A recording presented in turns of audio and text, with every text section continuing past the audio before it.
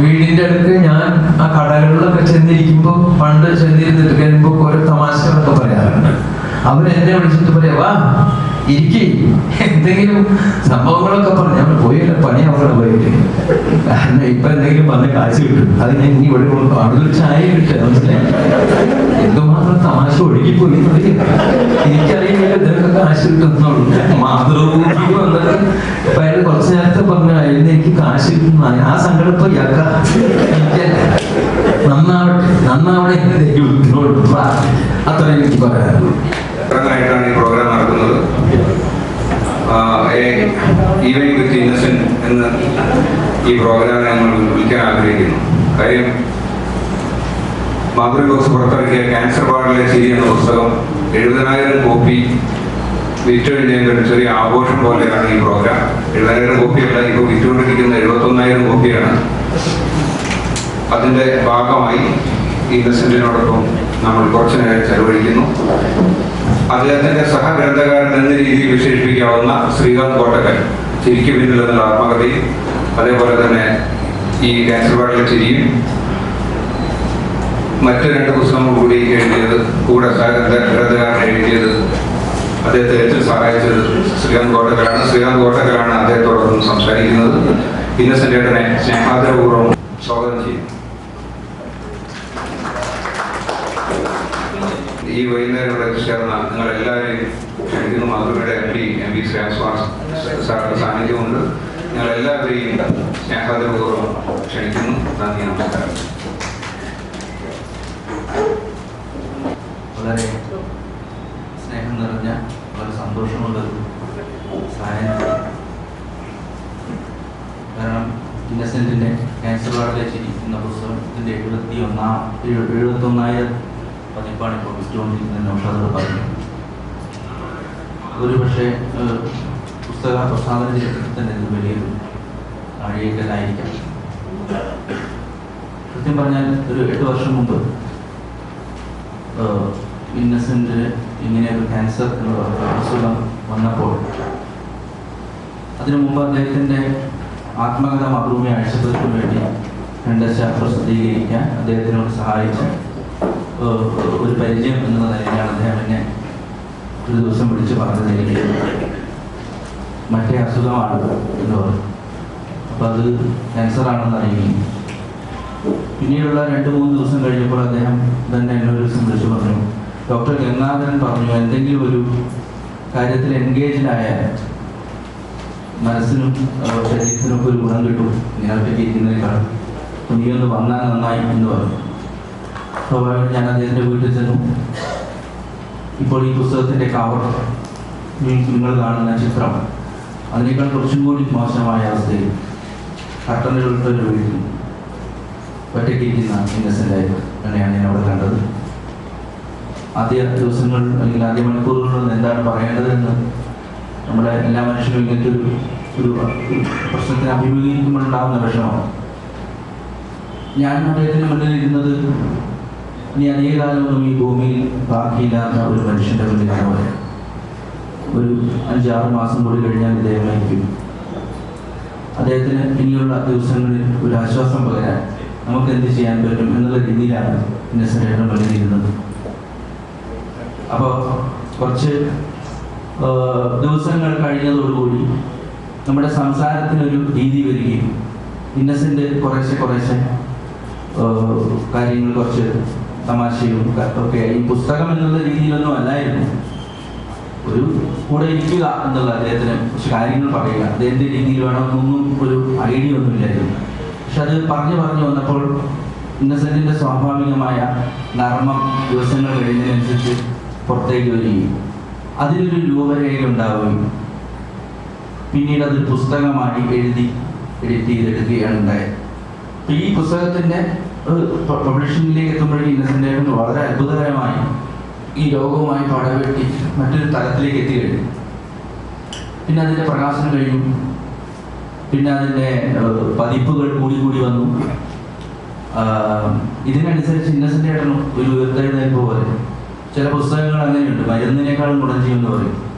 ഇപ്പോൾ വിവേകാനന്ദൻ്റെ complete works നിരാശാഭരിതനായ യുവാവിന് എഴുതിയ ഡോക്ടറെ പറ്റി എവിടെ വായിച്ചു. അതുപോലെ ഈ പുസ്തകം ചില ആളുകൾക്ക്, അലംബമില്ലാത്ത ഇങ്ങനത്തെ ആളുകൾക്ക് വലിയ ആശ്വാസമായി. ആ പുസ്തകം വലിയ വിൽപ്പനയിലേക്ക് എത്തി. അവിടെ നിന്നില്ല, ഇന്നസെന്റ് പിന്നെയും മുന്നോട്ട് പോയി. അദ്ദേഹം ഇടതുപക്ഷത്തിന് വേണ്ടി ചാലക്കുടിയിൽ മത്സരിച്ചു. വളരെ സീസൺഡ് ആയിട്ടുള്ള പൊളിറ്റീഷ്യനായ PC ചക്കോയെ തോൽപ്പിച്ചാണ് അദ്ദേഹം പാർലമെന്റിലെത്തി. അവിടെയും 5 വർഷം കഴിഞ്ഞു. ഒരിക്കൽ ഞാൻ കാശ്മീരിൽ നിന്ന് വരുമ്പോൾ കുളിക്കാൻ വേണ്ടി ഇന്നസെന്റിന്റെ ഡൽഹിയിലെ റൂമിൽ കയറി. അവിടെ അതിൻ്റെ ഇല്ലേ ചാവി കൊടുത്തിരുന്നു. പോയപ്പോൾ ഞാൻ അത്ഭുതപ്പെട്ടു. നേതാജി സുഭാഷ് ചന്ദ്രബോസിന്റെ മരുമകൻ ഇപ്പുറത്ത്, ഹേമമാലിന് അപ്പുറത്ത് വലിയൊരു ഫ്ലാറ്റിൽ ഇന്നസെന്റ് താമസിക്കുന്നു കണ്ടു. അവിടെയും നിന്നില്ല. അപ്പോഴത്തേക്ക് ഈ പുസ്തകം അതിൻ്റെ എല്ലാം അതിലൂടെ വിറ്റുപോകുകയായിരുന്നു. അദ്ദേഹം ഇപ്പോൾ ഏറ്റവും ലേറ്റസ്റ്റ് സാഹിത്യ അക്കാദമിയുടെ അവാർഡുകൾ അദ്ദേഹത്തെ തേടിയെത്തി. ഈ പുസ്തകത്തിനല്ല, മാതൃഭൂമിയൊക്കെ മറ്റൊരു പുസ്തകം.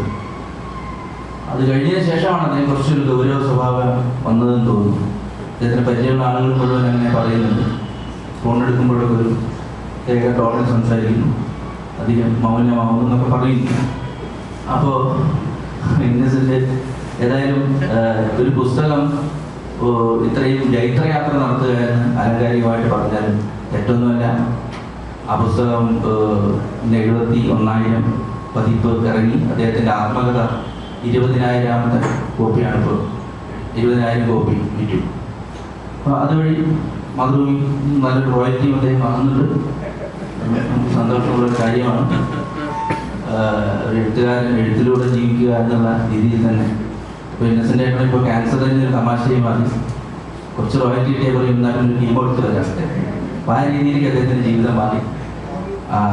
അപ്പോൾ ഈ പുസ്തകത്തിന് എൻ്റെ 70,000 പതിപ്പ് കഴിഞ്ഞിട്ടുള്ള ഈ സായനത്തിൽ ഇവിടെ എത്തിയ ഇന്നസെൻറ്റിനോടുള്ള സംഭാഷണമാണ്. ആദ്യം ഈ പുസ്തകത്തിനെ പറ്റിയിട്ട് അദ്ദേഹം കോഴിക്കോട്ട് വന്നതിനെ പറ്റിയിട്ടുള്ള ഒരു ആമുഖമായി അദ്ദേഹം 2 വാക്ക് കേൾക്കാനാണെന്നതെല്ലാം എത്തിയിരിക്കുന്നത്. അദ്ദേഹം സംസാരിച്ചതിന് ശേഷം നമുക്ക് സംഭാഷണത്തിൽ ഇവിടെ നിന്ന് സംസാരിച്ചാൽ മതി എന്ന് പറയാം.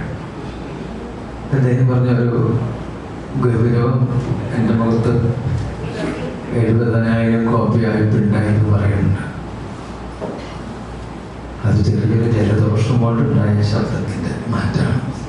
അല്ലാണ്ട് 70,000 ആയതുകൊണ്ടുള്ളത്. അപ്പം എന്തായാലും ഇങ്ങനൊരു പുസ്തകം എഴുതാൻ ഞാനിങ്ങോട്ട് എഴുതി എന്ന് പറയുകയാണെങ്കിലും ഇദ്ദേഹം എൻ്റെ കൂടെ തന്നെ ഉണ്ടായിരുന്നു. ഞാനിത് പറയുക മാത്രമാണ് ചെയ്തിരുന്നത്. അതൊരു എഴുത്ത് രൂപേണ അതിനെ വളരെ ഭംഗിയാക്കിയാണ് ശ്രീകാന്താണ്. ഈ പുസ്തകത്തിൻ്റെ അകത്തുള്ള കാര്യങ്ങളൊക്കെ ഒരുപാട് പ്രാവശ്യം ഒരുപാട് സ്ഥലങ്ങളിലൊക്കെ നമ്മൾ പറഞ്ഞിട്ടുള്ള കാര്യമാണ്. വീണ്ടും അത് തന്നെ ആവർത്തിച്ചിട്ടൊരു കാര്യമില്ല. ഞാൻ തന്നെ ഇടയ്ക്ക് പള്ളിയിൽ പോകുന്നത് ചിലപ്പോഴൊക്കെ ഞാൻ പോകാതിരിക്കാറുണ്ട്. കാരണം ഏത് ഗുഡ് ഫ്രൈഡേ ദുഃഖവെള്ളിയാഴ്ച പോയാലും അച്ഛൻ പറയുന്നത് യേശുവിനെ കുരിശിൽ ആണിയടിച്ച് അതാണ് പറയുന്നത്. അതിലൊരു മാറ്റം ഉണ്ടാവുമ്പോഴാണ് നമുക്കൊരു സുഖം ഉണ്ടാവുകയുള്ളൂ. കഴിഞ്ഞ കൊല്ലം പറഞ്ഞത് ഞാൻ കേട്ടതിന് ശേഷം ഇന്ന് വരെ പറയുന്നത് എല്ലാം ഇതാണ്. പുസ്തകമാണെങ്കിൽ ഇതൊക്കെ തന്നെയാണ്. ഒരു മാറ്റം ഉണ്ടാവുക എന്നുള്ളത് വലിയ കാര്യമാണ്. ഞാൻ ആലോചിക്കുന്നത്, ഞാൻ പഠിക്കുന്ന കാലത്ത് എന്ന് പറഞ്ഞാൽ നിങ്ങളുടെയൊക്കെ പോലെ പെട്ടെന്ന് അങ്ങനെ കുറച്ച് ദിവസം കൊണ്ട് പഠിച്ചു വന്ന ആളല്ല. നല്ല കഷ്ടപ്പെട്ട് ബുദ്ധിമുട്ടി പഠിച്ച ഒരാളാണ്. എന്നെ പഠിപ്പിച്ച എൻ്റെ ഹെഡ് മാസ്റ്റർ വൈലോപ്പള്ളി ശ്രീധരൻ, അദ്ദേഹം ക്ലാസ് എടുത്തുകൊണ്ടിരുന്നപ്പോൾ അദ്ദേഹത്തിൻ്റെ പദ്യം അത് അദ്ദേഹം ചൊല്ലിക്കേൽപ്പിക്കുമ്പോൾ അതിൻ്റെ അർത്ഥം അദ്ദേഹം പറഞ്ഞു അന്നൊരു കാക്ക എന്ന് പറയുന്നൊരു പദ്യമാണ്. ആ സമയത്തൊക്കെ ഞാൻ വേറെ എന്തൊക്കെയോ ചിന്തിച്ചുകൊണ്ടിരിക്കുകയാണ്. ഒരിക്കലും ഞാൻ വിചാരിച്ചിട്ടില്ല ആ 5ാം ക്ലാസ്സിൽ നമ്മുടെ നാട്ടിലെ കുട്ടികൾ അല്ലെങ്കിൽ എൻ്റെ മകൻ്റെ കുട്ടികൾ എൻ്റെ പാഠം പഠിക്കേണ്ട ഗതികേട് വരുന്നുള്ളത് എനിക്കറിയില്ല. പുസ്തകത്തിനകത്ത് ക്യാൻസർ വളരെ ചിരി എന്ന് പറഞ്ഞ പാഠം വന്നത് എൻ്റെ ഭാര്യയാണ് തലയിൽ കൈവച്ചത്. വേറെ ഒന്നും ഈ കുട്ടികളും വഴിതെറ്റി പോയില്ലോ എന്നാണ്. അപ്പം ഇതൊക്കെ ഒരു വിധിയാണ്. നമ്മളൊക്കെ പഠിക്കാൻ പഠിക്കാതിരുന്നത് എന്താണ് എന്നുള്ളത് ഞാനിപ്പം മനസ്സിലാക്കുന്നുണ്ട് എന്താണ് കാരണം. ആദ്യമായിട്ട് ഞാൻ കോഴിക്കോട് വരുന്നത് വർഷങ്ങൾക്ക് മുമ്പാണെന്ന് പറഞ്ഞാൽ ഇപ്പൊ 74 വയസ്സാവാൻ പോവാണ് ഈ ഫെബ്രുവരിയിൽ. അപ്പൊ ഏതാണ്ടൊരു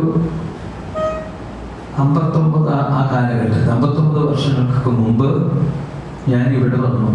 അന്ന് എൻ്റെ ജ്യേഷ്ഠൻ, മൂത്ത ജ്യേഷ്ഠൻ കുര്യാക്കോസ്, അദ്ദേഹം ഇവിടെ രാജേന്ദ്ര നഴ്സിംഗ് ഹോം എന്ന് പറയുന്ന സ്ഥലത്ത് ആ ഹോസ്പിറ്റലിൽ കുറച്ച് നാൾ അദ്ദേഹം ജോലി ചെയ്തിരുന്നു. പിന്നെ ഈ മെഡിക്കൽ കോളേജിൽ ട്യൂട്ടറായിട്ടും അദ്ദേഹം ഉണ്ടായിട്ടുണ്ട്. അപ്പൊ ഈ രാജേന്ദ്ര നഴ്സിംഗ് ഹോമിൽ ജോലി ചെയ്തപ്പോൾ വെക്കേഷൻ സമയത്ത് ജ്യേഷ്ഠൻ പറഞ്ഞു, നീ ഇവിടെ ഇരുന്ന് ഇങ്ങനെ നിന്നാ എങ്ങനെയാ, വാടാ കോഴിക്കോട് പോവാം, അവിടെ കടൽ തീരത്ത് പന്ത് കളി അങ്ങനെയൊക്കെ വലിയ കാര്യങ്ങൾ. അപ്പൊ എനിക്കും വലിയ സന്തോഷമായി. എന്നാൽ പിന്നെ നാട്ടിൽ നിൽക്കേണ്ട ബുദ്ധിമുട്ട്, അവിടെയാണെങ്കിൽ ആ കൃഷിപ്പണി കാര്യങ്ങളൊക്കെ നോക്കേണ്ടി വരും, നെല്ല് വെയിലത്തിടും, കാക്കാനാട്ടണം, എനിക്കൊന്നും ചെയ്യാൻ താല്പര്യമില്ല. അങ്ങനെ ഞാൻ എൻ്റെ ജ്യേഷ്ഠൻ വരാൻ പറഞ്ഞു. ഞാൻ ഇവിടെ വന്നു. രാജേന്ദ്ര നഴ്സിംഗ് ഹോമിൽ മുകളിലുള്ള ഒരു മുറി, കിച്ചണൊക്കെ ഉണ്ട്, ദാമോദരൻ എന്നുള്ളൊരു കുക്കുണ്ട്, നല്ല ഭക്ഷണം, നല്ല സുഖം. ഒരു ദിവസം കഴിഞ്ഞു, പിറ്റേ ദിവസം ഈ മനുഷ്യൻ ജ്യേഷ്ഠൻ, നിങ്ങൾക്കുണ്ടാവും ജ്യേഷ്ഠനൊക്കെ, ഇയാള് ഒരു പുസ്തകം കൊണ്ട് അവിടെ കൊണ്ടുവച്ചിട്ടുണ്ട്. അതൊരു ഇംഗ്ലീഷ് പുസ്തകമാണ്. അദ്ദേഹം മലയാളത്തിൽ ആദ്യം പറഞ്ഞിങ്ങനെ റഷ്യൻ വിപ്ലവം, അതിൻ്റെ ആളുകൾ. ഞാൻ വിചാരിച്ചു എൻ്റെ അപ്പനൊക്കെ പറയുന്ന പോലെ എന്തെങ്കിലും പറയണല്ല, ആ സാധനം വിവരിക്കാൻ ഡിസ്ക്രൈബ് എന്താണ് പറയുക, ഈ റഷ്യൻ വിപ്ലവം. അപ്പൊ എനിക്ക് മനസ്സിലായി ഇവൻ എന്നെ കൊല്ലാനുള്ള പരിപാടിയാണ്. സമാധാനമായിട്ട് ഞാൻ നാട്ടിൽ ജീവിച്ചതാണ്.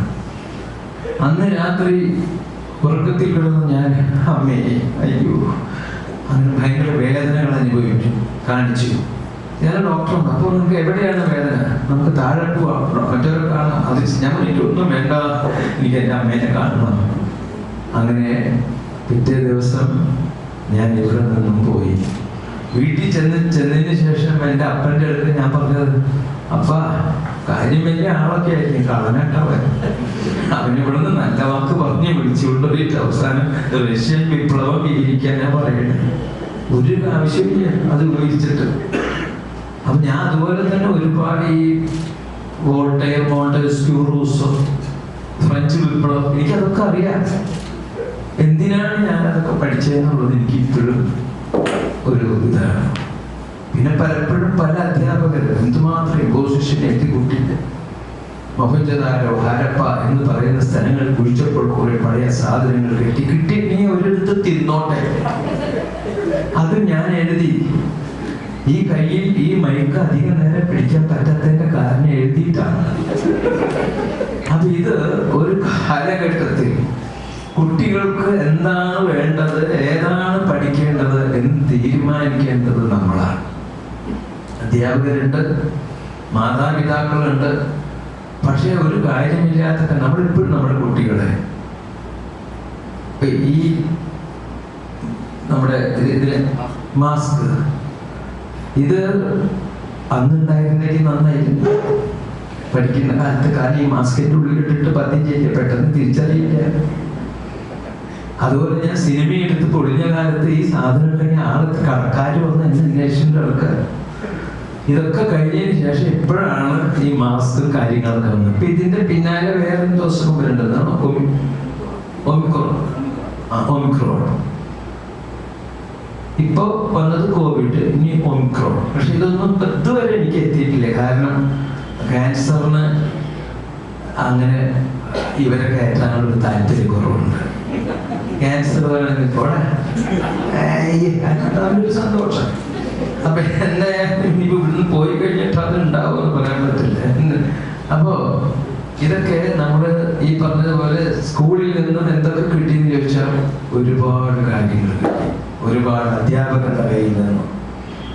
ഇരിഞ്ഞാലക്കുടയിലുള്ള നിങ്ങൾക്കൊക്കെ അറിയാം, ഞാൻ പറഞ്ഞിട്ടുള്ള 3-5 സ്കൂളുകളേ ഉള്ളൂ. 5 സ്കൂളുകളിൽ നമ്മൾ പഠിച്ച അറിവ് സമ്പാദിച്ചു. ഏത് ചോദ്യം ചോദിച്ചാലും ഞാൻ 1947 ഓഗസ്റ്റ് 15 ഇന്ത്യക്ക് സ്വാതന്ത്ര്യം കിട്ടിപ്പോലെ അത് എഴുതി വയ്യാണ്ടായിട്ടുണ്ട്. ഇപ്പോ ഒരു മാഷ്, ഞാൻ ഇന്നലെ മക്കളോട് പറഞ്ഞു, എന്നെ വിളിച്ചിരുന്നു. വേറെ ഒന്നും, 8ാം ക്ലാസ്സിലെ സർട്ടിഫിക്കറ്റാണ് എൻ്റെ കയ്യിലുള്ളത്. അപ്പൊ ആ മാഷ് പറഞ്ഞു തന്നെ 7ാം ക്ലാസ്സിൽ പഠിപ്പിച്ചു. അന്ന് എഴുതിയ ആൻസർ പേപ്പർ നോക്കിയപ്പോൾ അതിൽ താൻ തോറ്റു. അതുകൊണ്ട് ആ സർട്ടിഫിക്കറ്റ് തിരിച്ചു കൊടുക്കാൻ പറഞ്ഞിരിക്കും. എന്നിട്ട് 7ലെ തരാന്ന് പറഞ്ഞിരിക്കുക. ഇനി ഞാൻ ഇതിൽ പോയാൽ ഞാൻ വീണ്ടും 1ാം ക്ലാസ് വരെ എത്തും. അപ്പോ ഇതൊക്കെയാണ് നമ്മുടെ കാര്യങ്ങൾ. ഒറ്റ കാര്യമേ ഉള്ളൂ, പുസ്തകത്തിന്റെ അകത്തുള്ള കാര്യങ്ങൾ നമുക്കറിയാം. നമ്മൾ അസുഖം വന്നു കഴിഞ്ഞാൽ സാധാരണ ആളുകൾക്ക്, ഡോക്ടർ വലുതാണ്, ഞാൻ വലുതല്ല എന്നല്ല പറയണേ, പക്ഷെ അതിനേക്കാളൊക്കെ വലിയ കാര്യങ്ങൾ നമ്മുടെ സഹപാഠികൾ, നമ്മുടെ കൂടെയുള്ളവർ, നമ്മുടെ സ്വന്തക്കാർ, നമ്മുടെ അച്ഛൻ, അമ്മ, അനിയന്മാർ, ജ്യേഷ്ഠന്മാർ, അവർക്ക് നമ്മളെ ആഗ്രഹങ്ങൾ ഉണ്ടാവണം. നാളെയും നമ്മളിവിടെ ഉണ്ട്. ഇത് നമ്മൾ ആരോടെങ്കിലും നമുക്കൊരു അസുഖം വന്നു കഴിഞ്ഞാൽ എപ്പോഴും ഒരാളോട് നമുക്ക് തോന്നാം. അപ്പൊ ആരെങ്കിലും ഒരാൾ നമ്മൾ വിളിച്ചു, ഇന്നസെന്റ് എങ്ങനെയുണ്ട് ഇപ്പോ, ഞാൻ തുടങ്ങണം, ഒന്നുമില്ല, കഴിഞ്ഞ ആഴ്ചയിൽ നഖത്തിന്റെ അവിടെ തൊട്ടൊരു പെരുപ്പ്, അതിങ്ങനെ കയറി അയാൾക്ക് ജോലിക്ക് കൊണ്ടതാ, ചോദിച്ച ആള്. അത് കഴിഞ്ഞ് പിന്നെ അങ്ങനെയായി, പിന്നെ അതിന് കുഴപ്പ് വരട്ടി. ഓക്കെ, അത് കഴിഞ്ഞപ്പോൾ വയറിൻ്റെ അകത്ത് വേറെ ഒരു കുഴപ്പം. അപ്പം കോപ്പറേറ്റീവ് ആശുപത്രിയിൽ കൊണ്ടുപോയി. അത്ര ആയപ്പോഴേക്കും അയാളുടെ സമയം കഴിഞ്ഞു. അപ്പൊ അയാൾ ആഗ്രഹിക്കുന്നത് ഏത് നേരത്താണ് ഇവനെ വിളിക്കാൻ തോന്നിയത്. ദൈവമേ, ഇതെല്ലാ വീടുകളിലും എല്ലാവരും ചെയ്യും. നമ്മുടെ ഒന്ന് രോഗങ്ങൾ മറ്റുള്ളവർ കേൾക്കുമ്പോൾ അതിൽ സന്തോഷമല്ല കാണണേ, അവരുടെ ഒരു ഗതികേടാണ്. അപ്പൊ നമ്മൾ പെട്ടെന്ന് എന്തെങ്കിലും പ്രശ്നം, ഒരു പ്രശ്നമില്ല, കാര്യം അവസാനിച്ചില്ല. എന്താ പ്രശ്നം ഉണ്ടെങ്കിൽ ഒരു കൊണ്ടുവരാമോ, ഒന്നും കൊണ്ടുവരാമോ. ഞാൻ ഒറ്റ കാര്യം പറയാണ്, ഞാൻ സിനിമയിൽ അഭിനയിച്ച് നടക്കുന്ന ആ കാലഘട്ടത്തിലാണ് എനിക്ക് ഇതിനേക്കാളൊക്കെ മുമ്പ് അസുഖം വന്ന് വേറെ ഒരു ആക്സിഡന്റിൽ വന്നു കഴിഞ്ഞിട്ട് ഞാൻ ശ്രീചിത്ര മെഡിക്കൽ സെന്ററിൽ ഞാൻ കിടക്കുമ്പോൾ എന്നെ കാണാൻ പത്മരാജൻ വന്നു, ഡയറക്ടർ പത്മരാജൻ. അപ്പൊ അദ്ദേഹം വന്നു കഴിഞ്ഞിട്ട് എന്നെ നോക്കി കഴിഞ്ഞിട്ട് ഇങ്ങനെ കിടന്നാൽ മതിയുള്ളൂ, എനിക്ക് ഇങ്ങനെ കിടത്തിയിരിക്കുക എന്നെ, തല കീഴ്പോട്ടാക്കിയിട്ട് എനിക്ക് ബ്രെയിൻ ഫ്ലൂയിഡ് വരികയാണ്, ഇങ്ങനെ കിടന്നാൽ മതിയോ, പെട്ടെന്ന് റെഡിയാവണം, വേറെ ഒന്നുമല്ല, എൻ്റെ പുതിയ സബ്ജക്റ്റ് ഉണ്ട്, അതിൽ താനൊരു നല്ല റോൾ ചെയ്യണം. അപ്പൊ 12 ദിവസമായിട്ടും എഴുന്നേറ്റിരിക്കാനും എഴുന്നേറ്റ് നിൽക്കാനും വയ്യാത്ത ഞാൻ, പത്മരാജൻ സാറ് പോയി കഴിഞ്ഞപ്പോ ഞാൻ പതുക്കെ എഴുന്നേറ്റിരുന്നു. ഞാൻ ആ സിസ്റ്ററെ വിളിച്ചു, എനിക്കിതിന് കഞ്ഞി വേണം. ഇവിടെ മെഡിസിൻ ആണോ, ഡോക്ടറാണോ, ആരാണ് എന്നെ ഉണർത്തി എഴുന്നേൽപ്പിച്ചത്? പത്മരാജനാണ്. കാരണം എൻ്റെ ഏറ്റവും ഇഷ്ടപ്പെട്ട കാര്യമാണ് അഭിനയം എന്ന് പറയുന്നത്. ഇത് തന്നെയാണ് നമ്മുടെ എല്ലാ കാര്യത്തിലും. അപ്പൊ അതുപോലെ ഈ പുസ്തകം വായിക്കുമ്പോഴും ഉണ്ടാവുന്നത് അതൊക്കെ തന്നെയാണ്. ഇടയ്ക്ക് ചിരിക്കാം, ഇടയ്ക്ക് അത് ഗൗരവത്തിൽ നമുക്ക് ചിലപ്പോൾ തോന്നി എന്ന് വരാം. എന്തായാലും എന്നെ ചികിത്സ ചെയ്തുകൊണ്ട് ഞാൻ പത്മരാജൻ, നമ്മുടെ അദ്ദേഹം ഡോക്ടർ, അദ്ദേഹത്തിനെ പറ്റി അദ്ദേഹത്തിന്റെ ഇത് അറിഞ്ഞ വഴിക്ക് ഞാൻ അദ്ദേഹത്തിനോട് ചോദിച്ചത്, അദ്ദേഹമാണ് പറഞ്ഞത്, ഇന്നസെന്റ് ഒരു പ്രശ്നമുണ്ട്. ഞാൻ ചോദിച്ചത്, നമ്മൾ വിചാരിക്കും എല്ലാവരും പറയണത് ഇന്നസെന്റ് അത് ഈസി ആയിട്ട് തള്ളി, അത് കാരണം കൊണ്ടാണ് ഇത്ര ഞാൻ ജീവിച്ചിരിക്കുന്നത്. അങ്ങനെയൊന്നുമല്ല, അതിന് ഡോക്ടർ നമ്മൾ കാര്യമായിട്ട് ചികിത്സിച്ചു. അദ്ദേഹത്തിന്റെ അടുക്ക് ഞാൻ ചോദിച്ചു, ഇനി ഇവിടെ നിന്ന് രക്ഷയുണ്ടോ, നമുക്ക് നോക്കാം. അങ്ങനെയാണ് ഡോക്ടർ ഗംഗാധരൻ നമ്മൾ ചികിത്സയും കാര്യങ്ങളൊക്കെ തുടങ്ങിയത്. എൻ്റെ ജൂനിയറായിട്ട് പഠിച്ച ആളാണ്. അദ്ദേഹത്തിന്റെ ജ്യേഷ്ഠൻ എൻ്റെ കൂടെ പഠിച്ച ഡോക്ടറാണ്, അദ്ദേഹം മരിച്ചുപോയി. അപ്പൊ എന്തായാലും എനിക്ക് തോന്നുന്നത് ഈ അസുഖം വന്നത് വലിയ സന്തോഷമായിട്ടുള്ള കാര്യമാണ്. ഇങ്ങനെ ഞാനും ഇവിടെ ഇരിക്കുക, നമ്മുടെ കുമാർ അവരൊക്കെ താഴെ ഇരിക്കുക. അപ്പൊ ഞാൻ വലിയ ആളല്ലേ, ദൈവല്ലേ ഇതൊക്കെ നീണ്ടാക്കിയത്. അങ്ങനെ അല്ലെങ്കിൽ ഞാൻ അവിടെ ഇരിക്കേണ്ടവരല്ലേ. മാത്രമല്ല എന്നെ പല സ്ഥലങ്ങളിലേക്കും വിളിച്ചു കൊണ്ടുപോകുന്നുണ്ട്. ക്യാൻസർ എനിക്കുള്ള പേടിപ്പോടെ 70,000 കോപ്പി അല്ലേ ആയി. അതെങ്ങനെയെന്ന് ചോദിക്കുന്നു ഒരാൾ, വേറെ ആരുമല്ല, ഇന്ന് കാലത്ത് പ്രിയദർശനാണ് ചോദിച്ചത്. ഞാൻ പറഞ്ഞു, അയാൾ പറഞ്ഞു, മനുഷ്യൻ ആവശ്യമില്ലാത്ത കേട്ട് വയ്യാണ്ടാവുള്ളൂ. ഇത് എവിടേക്കാ പോണേ, എന്താ ഉണ്ടായി? ഞാൻ പറഞ്ഞു വേറൊന്നുമല്ല, ഇത്രയായത് സിനിമയിലുള്ള 2 പ്രധാനപ്പെട്ട നടന്മാർ എൻ്റെ പുസ്തകം മറ്റുള്ളവർ വായിക്കരുത്, അതിന് വേണ്ടിയിട്ട് 25 ലക്ഷം രൂപ വെച്ച പുസ്തകം മുഴുവൻ വിളിച്ചുകൊണ്ടുപോയി. അതാണ് ഈ 70,000 കോപ്പി ആയിട്ട്. ഇപ്പൊ അവര് ഇന്ന് പറയാം ആ കാശും പോയി, ഇയാളുടെ 70,000 കോപ്പി ആയി എന്നുള്ളതാണ്. പ്രിയൻ ചിരിച്ചു. പ്രിയനാണെങ്കിൽ ഈ കോവിഡ് വന്നിട്ട് ഇങ്ങനെ വിഷമിച്ചിരിക്കുക. അപ്പൊ തനിക്ക് എല്ലാത്തിനും ഒരു ഉത്തരം എനിക്ക് ഉണ്ടാവും. എന്തായാലും ഇത് ഒരുപാട് പേര് വാങ്ങി ഇത് ചെയ്തു. ഇങ്ങനൊരു ദിവസം വന്നു. ഇവിടെ പല ഇടപെടുക മാഷൊക്കെ എന്നോട് ബഹുമാനം തോന്നുന്നു എന്നെ വന്നിരിക്കാനാണ് ഇപ്പോൾ. അപ്പൊ എന്തായാലും ഇത് മാത്രമല്ല, എന്റെ കൂടെ എവിടെ വന്നിരിക്കുന്നത് അന്ന് തന്നെ റഷ്യൻ വിപ്ലവം ഡിസ്ക്രൈബ്. അയാളൊന്ന് അമേരിക്കൻ ഡോക്ടറാണ്. അയാളുടെ മകന്റെ ഡോക്ടർ ബെസ്ലി, അവനും 1.5 കൊല്ലം ഇവിടെ പഠിച്ചു മെഡിക്കൽ കോളേജിൽ. അവൻ എൻ്റെ അടുത്ത് ഒരിക്കൽ ഞാൻ അവിടെ വന്നപ്പോൾ പറഞ്ഞു, മകളെ ഞാൻ ഇവിടെ നിന്ന് ആത്മഹത്യ ചെയ്യും, എനിക്കിവിടെ പറ്റില്ല. അങ്ങനെ അവൻ വീണ്ടും അവിടെ പോയി. അപ്പൊ അവൻ ഇപ്പൊ അമേരിക്കയിൽ നിന്നും 3-ാം തീയതി അവനും നമ്മുടെ ഈ ഗമിയൊക്കെ ഒന്ന് കാണാൻ വേണ്ടിയിട്ട് ഞാൻ കൊണ്ടുപോകും. തൊട്ടപ്പുറത്ത് ടോണി അയാൾ കാനഡയിൽ നിന്ന് വന്നിരിക്കുകയാണ്. അപ്പൊ ഞാനിവിടെ ഇയാളുടെ വിചാരം എനിക്ക് കൊല്ലൂരും തൃശ്ശൂരും മാത്രമേ ഉള്ളൂ എന്നാണ്. കാനഡ, അമേരിക്ക, റഷ്യ ഡിസ്ക്രൈബ് പോലെ ഇനി എന്തൊക്കെ വരാം. ഒരു കാര്യം ചോദിക്കാണ്. ഒരു കാര്യമില്ല, ഒരുപാട് കാര്യം ചോദിക്കാം, ഉത്തരം കിട്ടിയ ഇമ്പോസിഷൻ തരാം.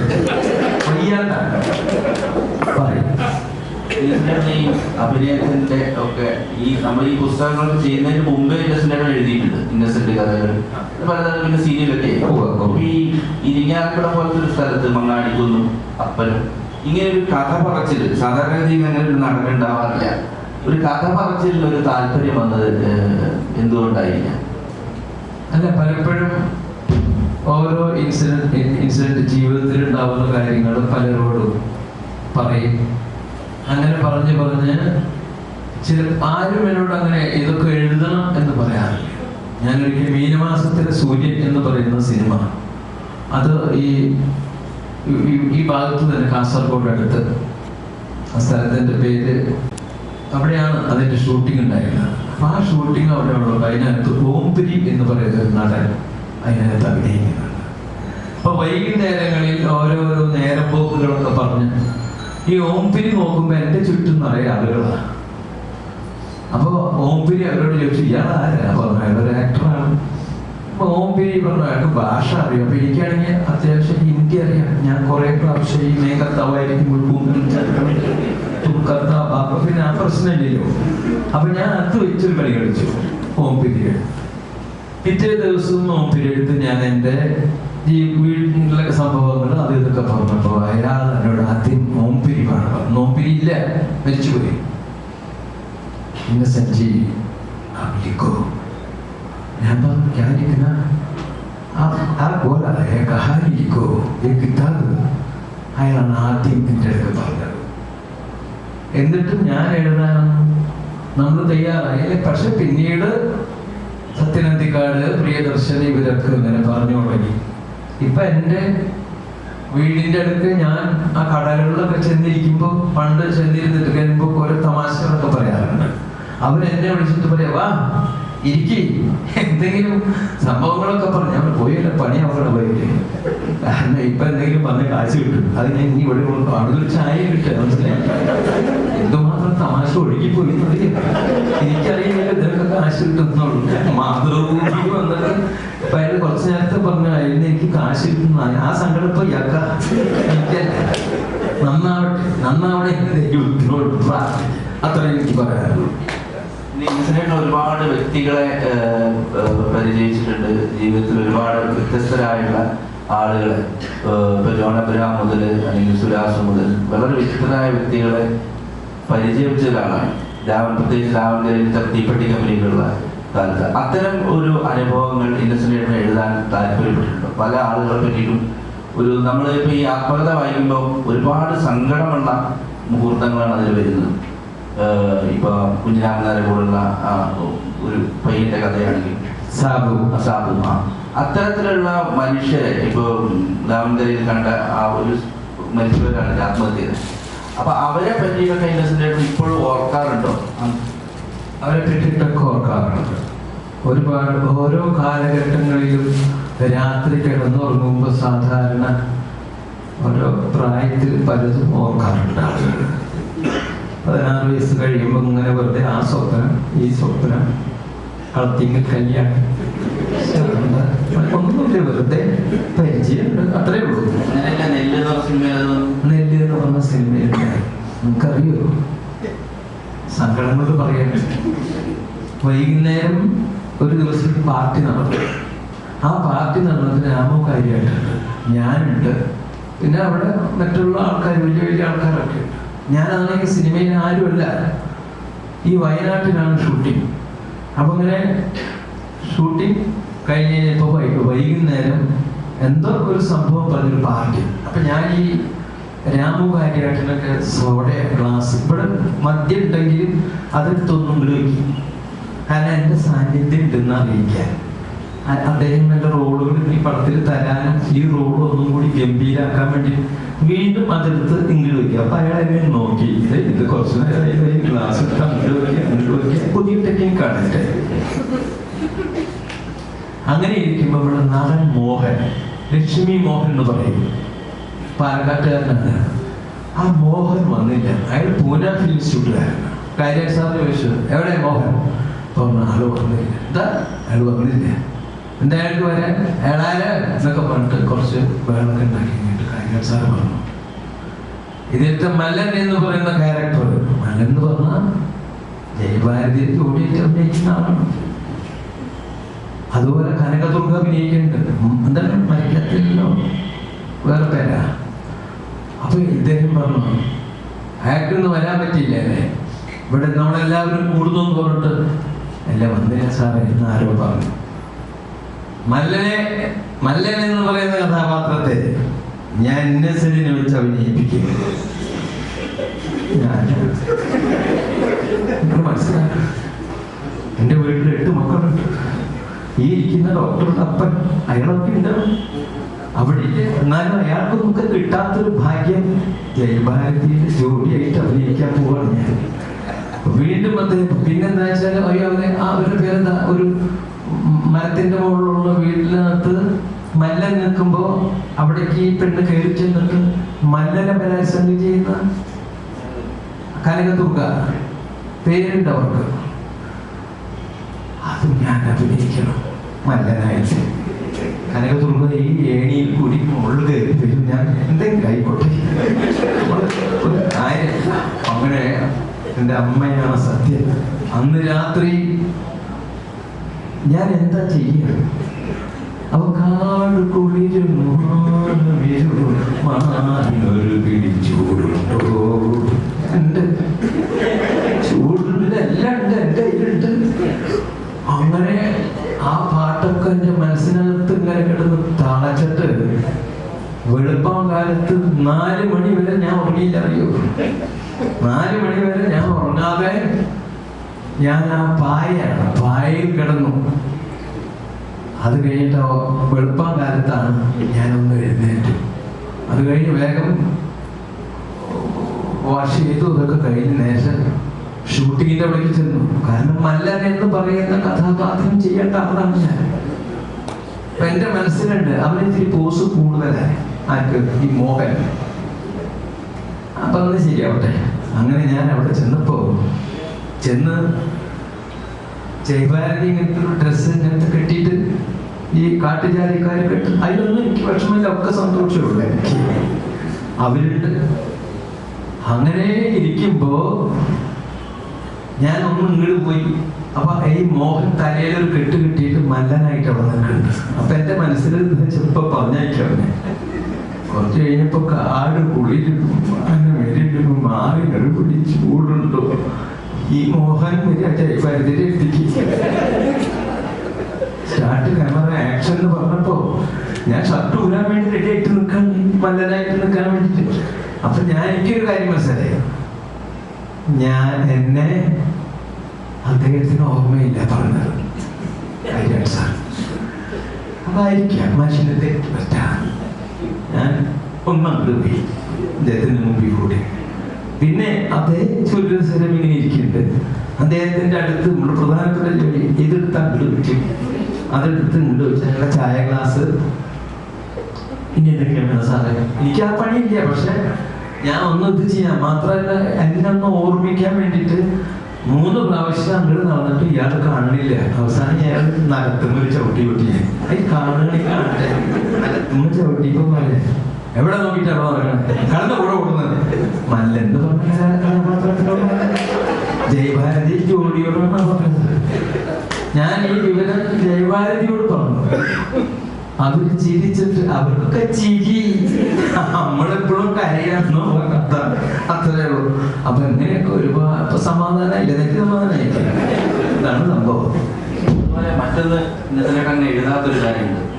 അത് ഈ മറ്റേ തീപ്പെട്ടി കമ്പനി കഴിഞ്ഞിട്ട് പ്രിയദർശൻ്റെ ഒരു പടം തിരുവല്ലാമല ഷൂട്ട് ചെയ്യുമ്പോൾ ഉണ്ടായ ഒരു സംഭവം, അതും അധികം പറഞ്ഞിട്ടില്ല. എന്താണെന്ന് മനസ്സിലായി. ആ പോലീസുകാർ വന്നിട്ട് ഷൂട്ട് ചെയ്യുന്ന തീപ്പെട്ടി കമ്പനിയുടെ അവിടെ ആള് വന്നിട്ട്, തീപ്പെട്ടി കമ്പനിയുടെ അവിടെ ആള് വന്നിട്ടില്ല.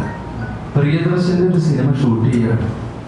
ആ സിനിമ ഷൂട്ട് ചെയ്യുമ്പോ കോമഡിയാണ്. കോമഡി ഞാനുണ്ട്, പൊതുവട്ടം പപ്പുണ്ട്, അങ്ങനെ ഞങ്ങളപ്പോ അങ്ങനെ കോമഡി ഇങ്ങനെ അഭിനയിച്ചുകൊണ്ടിരിക്കുമ്പോ പ്രിയനിങ്ങനെ എന്നെ എൻകറേജ് ചെയ്യും. ആ കലക്ക് അത് മതി, അത് കാണിക്കണം, താനാണ് ഇനി വരേണ്ടതെന്നുള്ളത് എന്നൊക്കെ നിൽക്കുന്നത്. ഞാനിങ്ങനെ തമാശയൊക്കെ പറഞ്ഞിട്ട് ഞാനിങ്ങനെ ചിരിച്ചിട്ട് ഡയലോഗ് പറഞ്ഞ് ചിരിച്ചിട്ട് ഇങ്ങനെ നോക്കിപ്പോയിട്ട് ഒരു തവിട്ട് നിറത്തിലുള്ള ഷൂ, തവിട്ട് നിറത്തിലുള്ള ഷൂ. അപ്പൊ ഞാൻ ആ ഷൂവിന്റെ മുകളിലേക്ക് ഒന്ന് നോക്കി, ഒരു കാക്കി പാൻറ്. അപ്പൊ ഞാൻ ഒന്നിങ്ങനെ ആലോചിച്ചു, ഇതെന്തിനപ്പോ ഇവിടെ ഇങ്ങനെ ഒരു സാധനം വന്നിട്ടുള്ളേ. അതിന് തൊട്ടിപ്പുറത്ത് അവിടെ അതുപോലെ തന്നെ 3 പേരുണ്ട് കാക്കി ഷർട്ട്. ഡയറക്ടർ നമ്മുടെ ചാലക്കുടിയിലുള്ള സുന്ദര അശോകൻ സാറിന്റെ ഡയറക്ടർ ആയിരുന്ന ആള്, നമ്മുടെ കലാഭവൻ മണിനെയൊക്കെ വെച്ച് വിനയനല്ല, ചാലക്കുടിക്കാരൻ സുന്ദർദാസിന്റെ അച്ഛൻ. അയാള് ഈ സെൻട്രൽ എക്സൈസിന്റെ ഇൻസ്പെക്ടർ. ഞാൻ ഇങ്ങനെ നോക്കി, അയാളുടെ മുഖത്ത് നോക്കി. മറ്റേ രാധാകൃഷ്ണൻ, അയാൾ എനിക്കറിയാം, രാധാകൃഷ്ണൻ സാർ, അയാൾ ഇൻസ്പെക്ടറാണ്. മറ്റേ ഒരു 3 പേര് വന്നിരിക്കുകയാണ്. ഈ കോമഡി കഴിഞ്ഞിട്ട് പ്രിയൻ എന്നോട് ചോദിച്ചു, അത് ശരിയായില്ലല്ലോ. പ്രിയോട് ഞാൻ പറഞ്ഞു, പ്രിയ ഇത് ശരിയാവില്ല പ്രിയ, കാരണം അത്രയും വലിയ കുഴപ്പം. ഞാൻ സെൻട്രൽ എക്സൈസുകാരെ പറ്റിച്ചിട്ട് വന്നിട്ട് അവരവരെ പിടിക്കാൻ വന്നിരിക്കുകയാണ്. ആ നേരത്ത് കോമഡി ചെയ്യാൻ പറ്റും. പ്രിയ പറഞ്ഞ പോട്ടെ. അങ്ങനെ ഞാൻ ഇങ്ങോട്ട് വന്നപ്പോ അശോകൻ സാർ എന്നോട് ചോദിച്ചേ, ആ പൈസ കിട്ടുന്നുണ്ടോ അത് തന്നെ ഇപ്പൊ കൊണ്ടുപോകണോ, എവിടേക്ക് കൊണ്ടു, ഇവരെവിടേക്ക് കൊണ്ടുപോകണം എനിക്ക് മനസ്സിലാവില്ല. ഞാൻ കൊണ്ടുപോകണ്ട, ഞാൻ അത് കിട്ടാം. അതാണ് അന്നുണ്ടായ സംഭവം. കാശ് കിട്ടിയിട്ടോ ആ കാര്യങ്ങളൊക്കെ ഭംഗിയായി അവസാനിച്ചു. ചില സമയങ്ങളിൽ അങ്ങനെ ചില വിഷമങ്ങൾ ഉണ്ടാവും. രാമകാര്യം ഉണ്ടായാലും വലിയ വിഷമം അല്ലല്ലോ ഈ വിഷമം.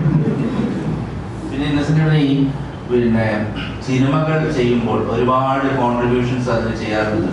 കഥകളായിട്ടും ചില കഥാപാത്രങ്ങളായിട്ടും ദാമോദരയിലൊക്കെ പണ്ട് കണ്ട കഥാപാത്രം, ഈ ക്യാരക്ടേഴ്സിന് മുഴുവൻ പല ഘട്ടങ്ങളായിട്ട് തന്നെ ഓർത്തു വെക്കുന്നതിന് ഈ മനുഷ്യരെ. അല്ല, അതാണ് നമ്മൾ കാര്യമായിട്ട് ഓർക്കുക. ഇപ്പോ പൊന്മുട്ടയിടുന്ന താറാവാണെന്ന് തോന്നുന്നു, മുഖം കഴുകുന്നൊരു സീൻ. ഞാനാണെങ്കിൽ പഠിക്കാൻ തീരെ മോശം. എനിക്കാണെങ്കിൽ കുറെ കാശ് കിട്ടുകയാണെങ്കിൽ നല്ല ഇഷ്ടമുള്ള ആളാണ്. അപ്പൊ ആ സമയത്താണ് ഇപ്പോഴും ഇപ്പൊ കാര്യമായിട്ടില്ല. കാരണം വേറെ ഒന്നുകൊണ്ടല്ല, ആലീസും കൂടി അത് അനുഭവിക്കുമ്പോ എന്നുള്ള വിഷമം കൊണ്ട് അധികം വേണ്ടെന്നാണ്. അപ്പോ അന്ന് ഈ ഇന്ന് ഡോക്ടറുടെ അപ്പൻ ഡോക്ടർ കുര്യാക്കോസിന് വേണ്ടി പെണ്ണ് കാണാൻ പോയിട്ട് എൻ്റെ അപ്പൻ വരികയാണ് വീട്ടിൽ. വന്നതിന് ശേഷം ഞാൻ അങ്ങനെ നിൽക്കുന്നുണ്ട് അപ്പൻ്റെ അടുക്ക. എന്താ കാരണം വെച്ചാൽ എന്ത് സ്ത്രീധനം കിട്ടുന്നുള്ളതാണ്. ഒരുപാട് കിട്ടുകയാണെങ്കിൽ അതിന് കുറച്ച് എനിക്ക് കിട്ടില്ലോ, അടിച്ചു മാറ്റാം, എന്തെങ്കിലും ബിസിനസ് തുടങ്ങാം. അങ്ങനെ ഞാൻ എൻ്റെ അപ്പനത് പറയുന്നത് കേൾക്കാൻ വേണ്ടി നിൽക്കുകയാണ്. അപ്പൊ എൻ്റെ അമ്മ അപ്പനോട് പറഞ്ഞു, നിങ്ങൾ അന്ന് പോയി കാര്യങ്ങളൊക്കെ സംസാരിച്ചത് പോട്ടെ, അവരെന്ത് കൊടുക്കുന്ന പറയുന്നത്. അപ്പോഴാണ് അപ്പൻ കുറച്ച് വെള്ളം കയ്യിലെടുത്ത് കിണ്ടിയിൽ, പൈപ്പില്ല, കിണ്ടിയിൽ വെള്ളം ഇങ്ങനെ എടുത്തതിന് ശേഷം ഞാൻ ചോദിക്കുമ്പോൾ ചായ പോയി അങ്ങോട്ട് പോയി. അപ്പൊ എൻ്റെ ഉള്ളിൽ അമ്മയെ ഞാൻ ഒന്ന് ഞോണ്ടി, മജി ഇറക്കി ചോദിച്ചു. അപ്പൊ അമ്മ വീണ്ടും, കാരണം ഇത് കാര്യാട്ടിന്റെ അതേപോലുള്ള സംഭവമാണ്. അമ്മ വീണ്ടും അതൊക്കെ പോട്ടെ, അവരോട് ഇപ്പൊ നിങ്ങൾ അന്ന് പോയി പെണ്ണ് കണ്ടതാണ്, അവരുടെ കാര്യങ്ങൾ കഴിഞ്ഞതാണൊക്കെയാണ്, എന്ത് കൊടുക്കും എന്ന് അവര് പറഞ്ഞേ. ഞാൻ അവരോട് ചോദിച്ചു, നിങ്ങളുടെ കുട്ടി നിങ്ങൾ എന്ത് കൊടുത്താലും അത് ആ കുട്ടിക്ക് തന്നെയാണ്, അപ്പൊ നിങ്ങൾ എന്ത് കൊടുക്കും എന്ന് ഞാൻ അവിടുത്തെ കാരണവരോട് ചോദിച്ചപ്പോ അയാൾ പറഞ്ഞു പറഞ്ഞിട്ട് ഈ ഷർട്ട് ഇങ്ങനെ ആ എമൗണ്ട് അറിഞ്ഞിട്ട് വേണ്ട എന്റെ കാര്യം.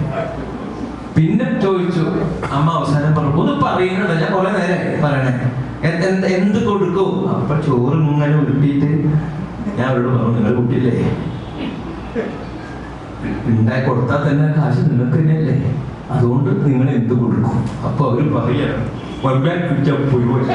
ലേശം വെള്ളം അടിച്ചിട്ടുണ്ട് അപ്പൻ. അപ്പോ ഇത് ഞാനൊരു നേരം പോക്കില് സത്യനോട് പറഞ്ഞപ്പോ സത്യം പറഞ്ഞു, ഇത് എന്നെ മതി ഈ സീറ്റ് തുടക്കാം. അതാണ് അതിനകത്ത് വന്നത്. പിന്നീട് അത് ഹിന്ദിയിലും വന്നു, പക്ഷെ അതിന് നന്നായില്ല എന്നാ പറയാം. ഞാൻ അഭിനയിച്ചില്ല. പക്ഷെ ഈ അപ്പനെ തന്നെ ഇന്നസെന്റ് അവിടെ ഒരു ഹിന്ദി പടത്തില് ആ വീട്ടിലത്തെ ഫോട്ടോ ചോദിച്ചു, വലിയ ഫോട്ടോ വീട്ടിൽ വയ്ക്കാൻ ചോദിച്ചു. അതെന്താന്ന് വെച്ചാല് ഞാൻ നേരത്തെ പറഞ്ഞില്ലേ, അങ്ങനെ വലിയ ഒരു സിനിമാ നടനൊന്നും അല്ലാത്ത കാലഘട്ടത്തിലാണ്. അത് കഴിഞ്ഞിട്ട് ഞാൻ പതുക്കെ സിനിമാ നടനായി ആളുകൾ എന്നെ മാനിച്ചു തുടങ്ങി. ഞാനപ്പോ ഇങ്ങനെ ഇതായി. എനിക്ക് തോന്നി, ഞാൻ ചെന്നപ്പോ ഒരു ആംഗ്ലോ ഇന്ത്യൻ്റെ വീട് മദ്രാസില്, അവിടെ ഷൂട്ടിംഗ് നടക്കണം, സെൻട്രൽ പിക്ചേഴ്സ് അല്ല, സെഞ്ചുറി മനാമൽ വീട്ടിൽ. അപ്പൊ ഞാൻ അവിടെ ചെന്ന് കഴിഞ്ഞപ്പോ അവിടുത്തെ ആ പ്രൊഡക്ഷൻ എക്സിക്യൂട്ടീവിന് അയാളുടെ വീട്ടിലെ ഷൂട്ട് ചെയ്യുന്നു. ഞാൻ പറഞ്ഞു, ഇത് ആരാ? അത് ഡാഡിയാണ്. ഓ, അപ്പൊ അയാൾ ചോദിച്ചു, എന്താ അറിയോ ഡാഡിനെ കണ്ട? അല്ല, ഒരു കോപ്പി, ഡാഡിയുടെ ഒരു കോപ്പി. ഇയാള് എന്താ? അല്ല, ഞാനും അത്യാവശ്യം കാശും കാര്യങ്ങളൊക്കെ ആയി, എൻ്റെ ഡാഡിനെ കാണാത്ര വലിയ ഗുണമില്ല. ആ ഫോട്ടോ മാറ്റി ഈ ഫോട്ടോ നോക്കിയാണെങ്കിൽ അതിലൊരു പ്രസിഡന്റ് അയാൾ തരാന്ന് പറഞ്ഞു. അയാളുടെ സ്വന്തം അപ്പനെ എനിക്ക് തരാം എന്ന് അയാൾ പറഞ്ഞപ്പോ നിങ്ങൾ മനസ്സിലാക്കണം എന്തെല്ലാം കഥകളാണ്. എന്നാ എൻ്റെ അപ്പനെ ആ ഫോട്ടോ ഒരാളും ചോദിക്കുന്നില്ല, മനസ്സിലായി? അപ്പൊ അത് ഞാൻ അപ്പൊ തന്നെ അത് എഴുതി. ഞാൻ അത് എഴുതി. അയാൾക്ക് ഉണ്ടോന്ന് കിട്ടിയ അവരപ്പം മരിച്ചുപോയി. അതുപോലെ ഈ ഇന്നസെന്റ് ഈ പിന്നെ ഒരു എഴുത്തിന്റെ ലോകം അല്ലെങ്കിൽ അങ്ങനെ തുടങ്ങിയ ശേഷം വീട്ടിലെങ്ങനെയാണ് ഭാര്യ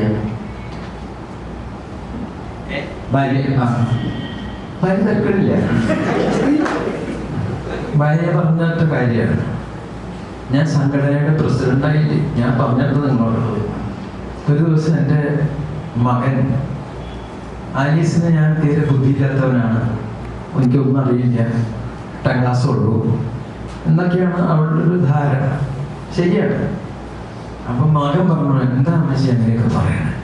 അമ്മച്ചി ഒരു കാര്യം മനസ്സിലാക്കണം, ഒരു ബുദ്ധി ഇല്ലാണ്ടാണോ 10,400 ചില്ലുവാനും ആളുകളെ, അതായത് അമ്മ എന്ന് പറഞ്ഞ സംഘടനയിലുള്ള ആളുകളെ മുഴുവൻ കൊണ്ടു നടക്കണില്ലേ? 18 വർഷം ഞാൻ കൊണ്ടു നടന്നു. ഒരാളെയും നമ്മുടെ അപ്പച്ചൻ പേടിയില്ലല്ലോ, ധൈര്യമായിട്ടല്ലേ ഇവിടെ അപ്പച്ചൻ കിടന്നു എന്ന് പറഞ്ഞപ്പോ ആലീസ് പറയേണ്ടതൊക്കെ സ്വകാര്യമായിട്ട് പറഞ്ഞ കാര്യം. ഒരാളെയും പേടിയുണ്ടാവില്ല, ബുദ്ധി ഉണ്ടെങ്കിലല്ലേ പേടിയുണ്ടാവും. അത് ഇനി അവളോട് പറഞ്ഞിട്ട് കാര്യമില്ല. അതൊക്കെ തന്നെയാണ് ആലീസ്. അതും ഒരു സുഖമാണ് പറയാനും ഒക്കെ അല്ലേ? തനിക്ക് കേൾക്കാനും ഇഷ്ടമല്ലേ? അതറിയാൻ വേണ്ടി ചോദിച്ചത്. ഈ പിന്നെ സിനിമയിൽ ഒരുപാട് തിരക്ക് കഴിഞ്ഞു. ഇപ്പൊ കുറച്ച് തിരക്ക് കുറഞ്ഞ സമയമാണ്, അധികം അഭിനയിക്കുന്നില്ല. ഈ പലപ്പോഴും പല ആളുകളും ഈ ചാൻസുകളൊക്കെ കുറയുമ്പോൾ ഒരു ഡിപ്രഷനിലേക്കും അങ്ങനെയൊക്കെ പോകാറുണ്ട്. ഇന്നസെന്റ് സിനിമ കൂടുമ്പോഴും കുറയുമ്പോഴും ഒന്നും അങ്ങനെ വളരെ നാട്ടിൽ തന്നെ താമസിച്ച് നാട്ടിലെ സുഹൃത്തുക്കളൊക്കെ ആയിട്ട് ഇതിനെ കൊണ്ടുണ്ടാകുന്ന ഒരു ഗുണം എങ്ങനെയാണ്? നമ്മൾ എല്ലാവർക്കും താല്പര്യമുള്ളൊരു വിഷയമാണ്. അതിന്റെ കാര്യം നമുക്ക് ഒരു പ്രാവശ്യം ഇവിടെ ജീവിക്കാനുള്ള സമയം. ഇത് കഴിഞ്ഞിട്ട് പിന്നെ മുകളിലാണ്. അവരാരും ഇതുവരെ ഒന്നും പറഞ്ഞിട്ടില്ല അവിടെ ഭയങ്കര സുഖമുണ്ടെന്നോ. മനസ്സിലായി? കാര്യം നമുക്ക് മനസ്സിലായി. നമ്മുടെ മുത്തച്ഛൻ മരിച്ചുപോയി, മുത്തശ്ശി മരിച്ചുപോയി, പോയി അവർക്കും പോയി. അപ്പൊ ഇവിടെ ഉള്ള കാലം ഒരുപാട് കാശ് കയ്യിലുണ്ടായിട്ട് കാര്യമില്ല. മനസ്സിന് സുഖം, സമാധാനം. നമുക്ക് ഈ പ്രകൃതി ഇതൊക്കെ ഒന്ന് കാണണ്ടേ? ഇന്നും സ്റ്റാർട്ട് കാരണം ആക്ഷൻ. ഇന്നസെന്റ് സാധനം ആ ബാഗ് എടുത്തിട്ട് ഞാൻ ആക്ഷൻ പറയുമ്പോൾ ആ ബാഗ് എടുത്തിട്ട് അവിടെ കൊണ്ടുവയ്ക്കാം. അത് കഴിഞ്ഞിട്ട് പിന്നെ ഞാൻ ഓക്കെ കട്ട് എന്ന് നിർത്തി. പിന്നെ അത് കഴിഞ്ഞാൽ ഈ ബാഗ് എടുത്തിട്ട് അവിടെ കൊടുക്കും. അതുകൊണ്ട് ഉണ്ടാവുന്ന ഒരു കുഴപ്പം, ഇപ്പോ നിങ്ങളെ മമ്മൂട്ടിയും മോഹൻലാലിന്റെയും വെറുതെ റോട്ടി വെച്ച് കാണുമ്പോൾ ആക്ഷൻ എന്ന് പറഞ്ഞാൽ എന്തെങ്കിലും ചെയ്യും. കാരണം ജീവിതത്തിൽ നിന്ന് പോയി, എന്നും ഷൂട്ടിംഗ് ആണ്. അപ്പൊ നമ്മുടെ ഇടയ്ക്ക് ഒന്ന് മാറി നിൽക്കും. ഞാൻ പറയുന്നത് എന്റെ വീടിന്റെ മുമ്പിലുള്ള കശുമാവ് പൂക്കുന്നത്, അതുപോലെ തന്നെ ചക്ക ഉണ്ടാവുന്നത്, അണ്ണാറക്കണ്ണം തെങ്ങിൽ നിന്നും ഇറങ്ങി വന്ന് എന്നെ കൊഞ്ഞനം കാണിക്കുന്നത്, തിരിച്ച് ഞാൻ കൊഞ്ഞനം കാണിക്കുന്നത്, ചെമ്പോത്തിന്റെ വീട്ടിൽ വന്ന് കുറച്ചു നേരം ഇതൊക്കെ കാണട്ടെ, അതിൻ്റെ ഒക്കെ ഒരു സുഖം അത്രയേ ഉള്ളൂ. അതിനു വേണ്ടി വീട്ടിലിരിക്കണം. പിന്നെ അത്യാവശ്യമൊക്കെ ജീവിക്കാനുള്ള പൈസ ഇപ്പൊ പുസ്തകത്തിൽ നിന്ന് കിട്ടുന്നുണ്ടെന്നല്ലേ നമ്മൾ ചാർലി ചാപ്ലിൻ അദ്ദേഹത്തിന്റെ ആത്മകഥയെ പറയുന്നത് ചിരിക്കുന്നവരും ചിരിപ്പിക്കുന്നവരും ആത്മാവിൽ കരയുന്നവരാണ്. ഇന്നസെന്റ് ഏട്ടനും സ്വാഭാവികമായിട്ടും മാനസികമായ വിഷമങ്ങളും കാര്യങ്ങളും ഒക്കെ ഉണ്ടായിട്ടുണ്ടാവും. അത്തരം അനുഭവങ്ങൾ എങ്ങനെയാണ് മറികടക്കാറ്? അങ്ങനെ എനിക്ക് ഞാൻ ഓരോന്ന് ഓർത്ത് ദുഃഖം കൊണ്ടുവരാറില്ല. ചില സമയങ്ങളിൽ നമുക്ക് ചിലപ്പോഴൊക്കെ വിഷമം തോന്നാം. നമ്മുടെ മാതാപിതാക്കളെ വല്ലപ്പോഴും ഒക്കെ ഓർത്ത് അന്ന് അങ്ങനെ അവർ ചെയ്തു, അങ്ങനെയൊക്കെയാണ്. അല്ലാതെ ഇത് സ്ഥിരമായിട്ട് കൊണ്ടു നടക്കുന്ന ഒരേർപ്പാട് നമുക്കില്ല. പല കുട്ടികളും ഇപ്പം ഞാനൊരു ഇതിനകത്ത് ഞാനൊന്ന് പറഞ്ഞു, ഞാനൊക്കെ സ്കൂളിൽ പഠിക്കുന്ന കാലത്ത് ഉച്ചയ്ക്ക് ഇന്റർവെല്ലിന്റെ സമയത്ത് നമ്മളൊക്കെ ഇന്നിപ്പോൾ അങ്ങനെയുള്ള കുട്ടികളൊന്നും ഇല്ല. ചോറ്റുപാത്രം എടുത്ത് ഊണ് കഴിക്കാൻ വേണ്ടി ഞാൻ പോകും. ആ സമയത്ത് ഒരു 7 or 8 കുട്ടികൾ എഴുന്നേറ്റ് പോകാതെ അവിടെ തന്നെ ഇരിപ്പുണ്ടാവും, ഭക്ഷണം കൊണ്ടുവന്നിട്ടില്ല.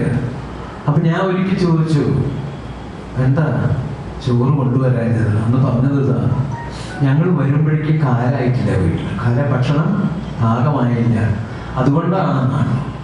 പിന്നീട് ഞാൻ എൻ്റെ വീട്ടിൽ വന്ന് ഈ കാര്യം പറഞ്ഞു. അവിടെ 5-8 കുട്ടികൾ ചോറ് കൊണ്ടുവരുന്നില്ല. അന്ന് സ്കൂളിൽ അങ്ങനെ കഞ്ഞി കൊടുക്കുന്ന പരിപാടിയൊന്നുമില്ല. ചിലർ കഞ്ഞി കുടിക്കില്ല, അഭിമാനം ഓർത്തിട്ട്. അന്ന് എൻ്റെ അപ്പം പറഞ്ഞിട്ട് ആ ഭക്ഷണം അവിടെ കാലായിട്ടില്ല എന്ന് പറഞ്ഞതല്ല, അവിടെ ഭക്ഷണം ഇല്ല എന്നുള്ളതാണ്. അതിനെപ്പറ്റി ഓർത്ത് ദുഃഖിക്കാറുണ്ട്. കാലങ്ങൾക്ക് ശേഷം ഏതോ ഒരു PWD ഒരു ഗസ്റ്റ് ഹൗസിൽ ഇരിക്കുമ്പോൾ അവിടെ ഉള്ള പിയൂൺ എൻ്റെ അടുക്ക് വന്ന് പറഞ്ഞു, ഇവിടുത്തെ എഞ്ചിനീയർ സാറിൻ്റെ കൂടെ പഠിച്ച ആളാണ്. ഞാൻ പറഞ്ഞ ആര്? എന്തൊരു പേര് പറഞ്ഞു. കുറെ പേര് ചിലപ്പോഴൊക്കെ അങ്ങനെ വെറുതെ പഠിച്ചു എന്ന് പറയും. കുറെ കഴിഞ്ഞപ്പോഴാണ് എൻ്റെ കൂടെ പഠിച്ച പ്രഭാകരൻ മേനോൻ, അവിടെ മേനോനായി അയാൾ എഞ്ചിനീയറാണ്. ആ മേനോൻ വന്നു എൻ്റെ അടുത്ത് ചോദിച്ചു, നിനക്ക് എന്നെ ഓർമ്മയില്ലേ? ഞാൻ പറഞ്ഞു, ആ അതേടാ, ആ പ്രഭാകരൻ മേനോൻ തന്നെയാണ്. ഞങ്ങൾ ഒരുപാട് സംസാരിച്ചു. കുറെ കഴിഞ്ഞപ്പോ ചായ കുടിച്ചു. ഉച്ചയായപ്പോ ഞാൻ പറഞ്ഞു, നമ്മളുടെ കൂടെ ഇരുന്ന് ഊണ് കഴിക്കാം, നീ വാ എന്ന് പറഞ്ഞപ്പോ അയാൾ പറഞ്ഞു, വേണ്ട, ഇന്ന് ഞാൻ ചോറ് കൊണ്ടുവന്നിട്ടുണ്ടെന്ന്.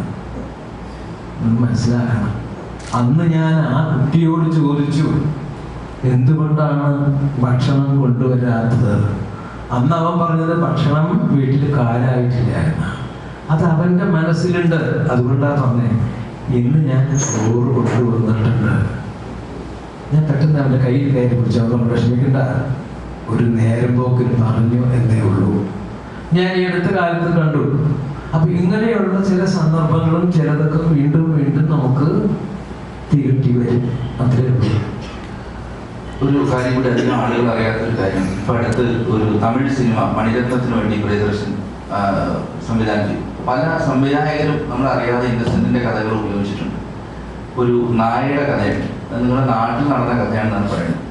അത് ഇന്നസെന്റിൽ നിന്ന് കേൾക്കാൻ എനിക്ക് താല്പര്യമില്ല. ആൾക്കാർക്ക് ജീവിച്ചിരിപ്പണ്ടേ, മറ്റവരുടെ കഥ മാത്രമേ പറയണുള്ളൂ. മറ്റവരുടെയൊക്കെ പറഞ്ഞു എനിക്ക് അങ്ങോട്ട് പോകേണ്ട അതൊന്നുമല്ല. തൊട്ടടുത്ത ഒരു സ്ഥലത്ത് മങ്ങാടിക്കുന്നിൻ്റെ അവിടെയുള്ള ആ ടീച്ചർ എന്നോട് പറഞ്ഞു, ബേബി ടീച്ചർ. ബേബി ടീച്ചർ പറഞ്ഞു, ഇവിടെ ഒരു പട്ടിയുണ്ട്, ഇതിൻ്റെ അകത്ത് ഒന്ന് ഭയങ്കര ശല്യമാണ്, അതിനൊന്ന് എവിടെങ്കിലും കൊണ്ടുവന്ന് കളയും. ഇതത്രയേ ഉള്ളൂ, കഥ വേറെ ഒന്നുമില്ല. അത് ഇന്നസെന്റ് ആണെങ്കിൽ അത് മതി. അപ്പൊ എന്താന്ന് വെച്ചാൽ നമ്മുടെ നാട്ടിലുള്ള വിസർജനായിട്ടുള്ള സംഭവങ്ങളൊക്കെ കൊണ്ട് ഈ മങ്ങാടിക്കുന്നിന്റെ മുകളിലുള്ള കുഴിയിലാണ് കൊണ്ടിടുക. ഒരു കുഴിയല്ല, 10-15 കുഴികളുണ്ടാവും, 6 അടി താഴ്ച. അതിന്റെ മുകളിൽ നിറഞ്ഞു കഴിയുമ്പോൾ അതിൽ കുറച്ച് കുമ്മായിട്ടൊക്കെ ഉണ്ടാവും. അപ്പൊ ഞാനിങ്ങനെ നോക്കി, ഈ ടീച്ചർ നമ്മളെ ഏൽപ്പിച്ചപ്പോൾ ഞാൻ ഒരു മിടുക്കായതുണ്ടല്ലേ, ഞാൻ അങ്ങനെ ഈ പട്ടിയെ, കാരണം അവിടെ ആ ടീച്ചറെ കാണാൻ അന്ന് പെണ്ണ് കാണാൻ ആരോ വരുന്നുണ്ട്.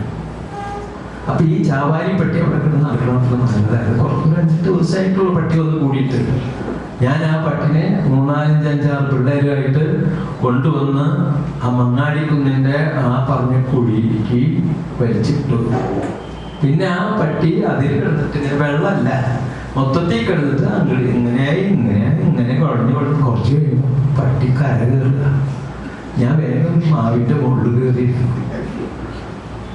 പട്ടി അത് കഴിഞ്ഞിട്ട് എന്നെ നോക്കി.